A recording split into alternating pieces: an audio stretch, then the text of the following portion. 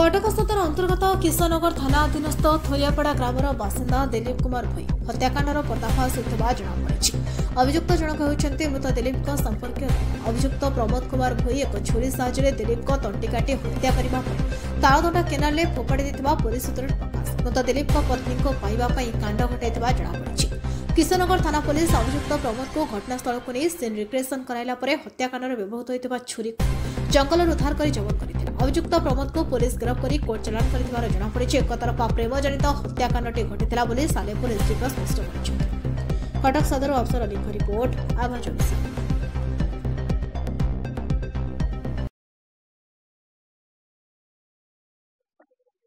नहीं आप जानते गत 31 तारिख दिन आम यही जगार ही गोटे इनसीडेंट होता और परदिन सकाଳେ आम ये गोटे मोटरसाइकेल पाइलु केनाल रे पड़ता जो केनाल एम्बार्कमेंट बा बंधरे ब्लड स्टेन गुड़ाए था जोटा कि प्रिलिमिनारी आम से दिन बॉडी आम पाई नु जो दिलीप भुई जी अच्छा बॉडी आम से दिन पाई नु फायर स्टेशन को लगे बहुत खोजा होता फायर स्टाफ खोजूँ आम से दिन सक्सेस हो पार नु घर लोकों रिपोर्ट उपर आम से दिन गोटे निखोज संक्रांत गोटे मेन मिसिंग आम किशनगर थाना रुजु करूँ। पुलिस चेष्टारत था कि यथाशीघ्र दिलीप भई को खोजिकी पाइबापी ता परदिन आम दिलीप भईंकर मर शरीर पाइलु और केनाल भासुवा समय ट्रेस है प्राय 4-5 किलोमीटर डिस्टेंस रे केनाल जेहेतु पानी स्रोत था तेणु भासी जाता तेणु आम से पाइलु और जो बॉडी आम ट्रेस कलु से आम बॉडीर जहाँ पारिपार्श्विक परिस्थिति थी आम से देखिकी निश्चित हो जाइए जेटा गोटे क्लीयर कट मर्डर केस अच्छी एवं संगे संगे घर लोक जो दिलीप अच्छा बापा अभियोग करते आम तत्क्षणात किशनगर थाना गोटे मर्डर केस रुजु करूँ एवं केस रुजु कर सारापर आम सविशेष तथ्य नापी आरंभ करूँ प्रकृति में किए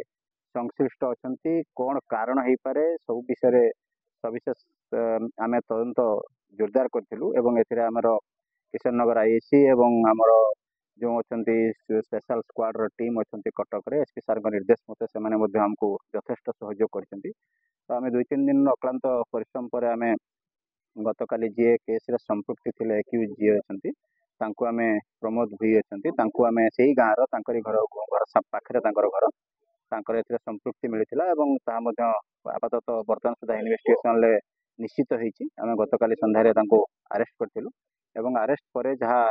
फॉर्मालिटीज अच्छी इन्वेस्टिगेशन ता आम करूँ। आज स्पॉट रिक्रिएशन संगे संगे वेपन ऑफेंस जोटा थिला से जो जगार ही इंसिडेंट करते से जगार छुरी जो बेक काटी सेटा को भी जो वेपन ऑफेंस जो जगार भी पकईते आम सीन रिक्रिएशन संगे से जगटा भी से देखले और सेटा जहाँ फर्चुनेटली आम जबत कर सक्षम होइछु। तदंत फुल स्विंग रे बर्तमान चलुचु अन्य एविडेंस जहाँ अच्छी आम यथाशीघ्र कलेक्शन करूँ एवं शीघ्र ए केस चार्जसीट दाखल आम करने को जाऊँ बहुत शीघ्र घटना पछरे कारण बर्तमान सुधा प्रारंभिक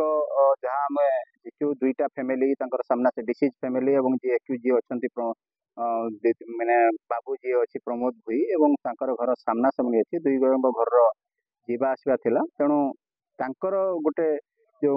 वाइफ थे जी डिसीज संगे ये गोटे one sided love type develop होता ये कथा चाहूले मने मने से प्रति भल पाइबार होता तो सहीटा गोटे कारण बोली आम बर्तमान अनुसंधान कर जाना पाई सेटा गोटे मेजर मोटिव होता पारे केस मर्डर कर तो आहरी अन्य दिग बहुत किसी अच्छी जोटा कि आमको तदंत सापेक्ष अच्छे और तदंत पर जना पड़ो नहीं जड़े बर्तमान सुधा तो तदंत प्राय निश्चित आम कर सारी जनकर ही संपृक्ति अच्छी और जन को ही आम गिरफ्त कर सारी। मो नाटा दिवाकर भई